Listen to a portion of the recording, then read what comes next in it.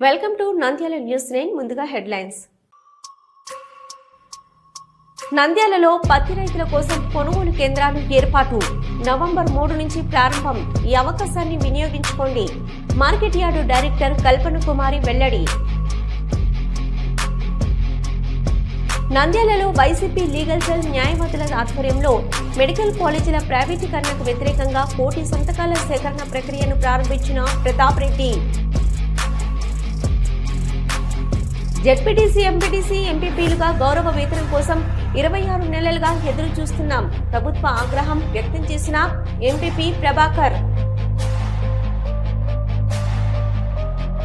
తాజాగా కర్నూలు జిల్లాలో జరిగిన ఘోర బస్సు ప్రమాదంలో ఉలిక్కిపడ్డ జిల్లా వాసులు, అధికారులు. తనిఖీలు శూన్యం. సంఘటన జరిగినప్పుడే హడావిడి. Nandyal news 9 focus.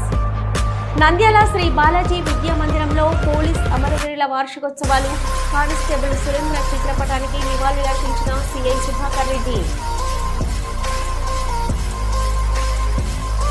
నంద్యాల శ్రీ ప్రథమ నందీశ్వర స్వామి ఆలయంలో ప్రత్యేక పూజలు నిర్వహించి అన్నదాన కార్యక్రమాన్ని ప్రారంభించిన సీనియర్ న్యాయవాది director Tatireddy Tulasireddy. Automated permanent academic account registry అపాల్ పేరుతో విద్యార్థులకు ఆధార్ తరహాలో ప్రత్యేక నెంబర్లో గుర్తింపు కార్డు. విద్యాశాఖ అధికారి బ్రహ్మం నాయక్. ఆళ్లగడ్డలో రోడ్డు ప్రమాదాల నివారణ లక్ష్యంగా ప్రజలకు అవగాహన కల్పించేందుకు బ్యానర్లు ఏర్పాటు. సీఐ యుగంధర్ బాబు.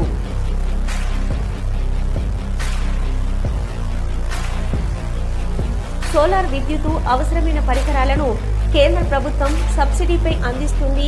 అవకాశాలు వినియోగించుకోండి. విద్యుత్ శాఖ అధికారి రమేష్ కుమార్. పన్యం కందికాయపల్లి పరిధిలో ఏఎం గ్రీన్ ఎనర్జీ సోలార్ ప్రాజెక్టుకు భూములను పరిశీలించిన జాయింట్ కలెక్టర్ బత్తుల కార్తీక్.